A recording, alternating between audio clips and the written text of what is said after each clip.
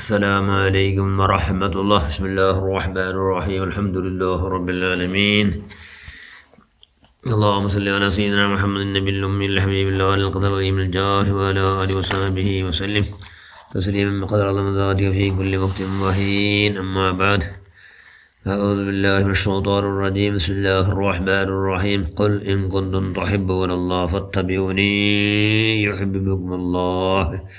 صدق الله المولانا العظيم. لا يؤمن أحدكم حتى أكون أحب إليه من والده وولده والناس أجمعين.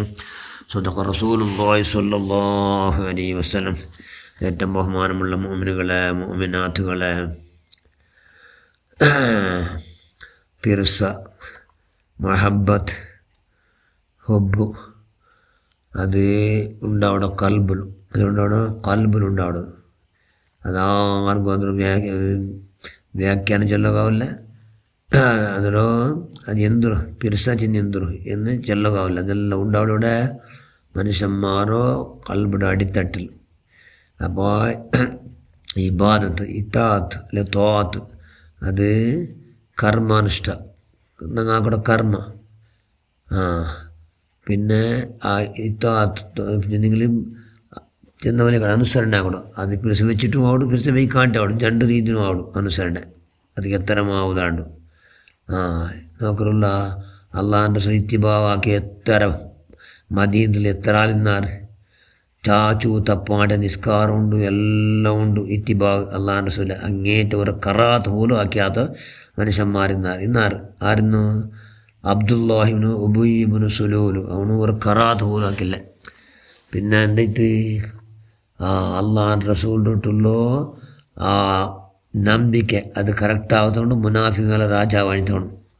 ಮುನಾಫಿಗಳ ರಾಜ ಯಾರು? അബ്ദുല്ലാ മൗലവി, അബ്ദുല്ലാഹിബ്നു ഉബയ്യിബ്നു സലൂല്. അപ്പോൾ എന്തിനവിടെ കൽബിലോ പിർസ ഉണ്ടാവുന്നത്. പിർസത്ത് കൽബിയുടെ അടിത്തട്ടിലുണ്ടാവണം.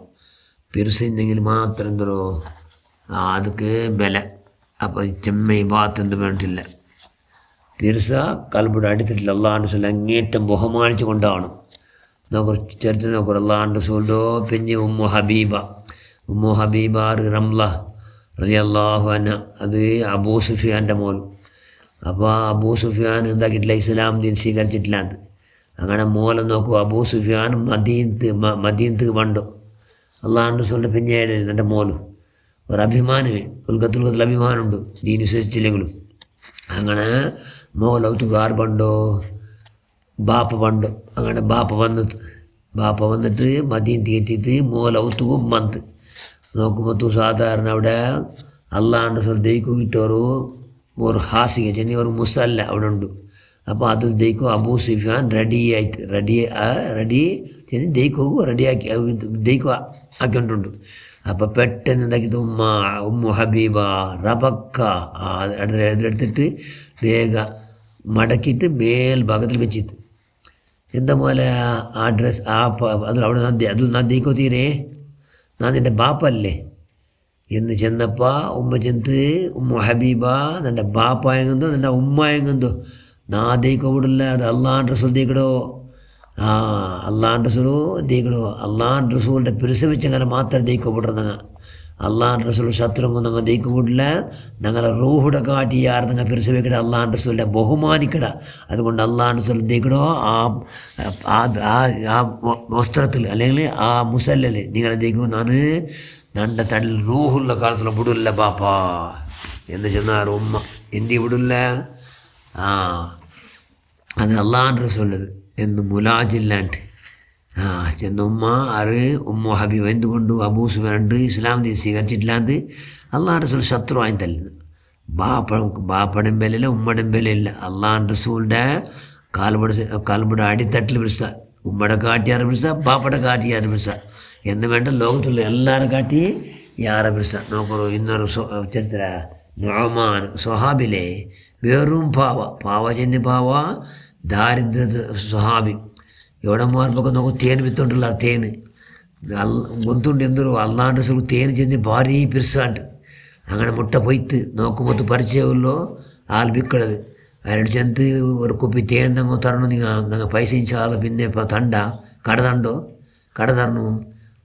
ಎಂದಿಗೆ എടുത്തോളൂ ನಿಬಿಡ ಸಂತೋಲಾಕೋಗುಲೇ ಕಡ എടുത്തോളൂ നിബിയുടെ സന്തോലാക്കൂ കട എടുത്തോണ്ട് സുബ്ഹാനല്ലാ അങ്ങനെ തേനുമായിട്ട് പിടിച്ചോണ്ടു അള്ളാഹാൻ്റെ റസൂൽ എന്തി അള്ളാഹാൻ്റെ റസൂൽ തേൻ ചെയ്ത് ഭാరీ പിരിസ് അതുകൊണ്ട് പിടിച്ച് എടുത്ത് കട എടുത്തോണ്ട് വന്നിട്ടുള്ളൂ അള്ളാഹാൻ്റെ റസൂലിൻ്റെ സന്നിധിയായി ഹാജരൈത്ത് അങ്ങനെ നൗമാന് അള്ളാഹാൻ്റെ റസൂൽಗೂ തേൻ്റെ ആ കുപ്പിട നിങ്ങൾക്ക് പിരിസപ്പെട്ട തേൻ കൊന്നര യാ റസൂലല്ലാ എന്ന് ചെന്ത് നബി എടുത്തോണ്ട് ചെന്ത് നൗമാന് നിങ്ങൾ ഇത് കട കൊന്നരല്ലേ ನನ್ನ ಸಂತೋಲಾಕೋಗು എന്ന് അള്ളാഹാൻ്റെ റസൂല് ചെന്ന് മാത്രമല്ല ഇതാ കട തീർക്കോ പൈസ എടുത്തോളൂ എന്ന് ചെന്നിട്ട് അള്ളാഹാൻ്റെ റസൂൽ കൊടുത്തത് സുബ്ഹാനല്ലാ.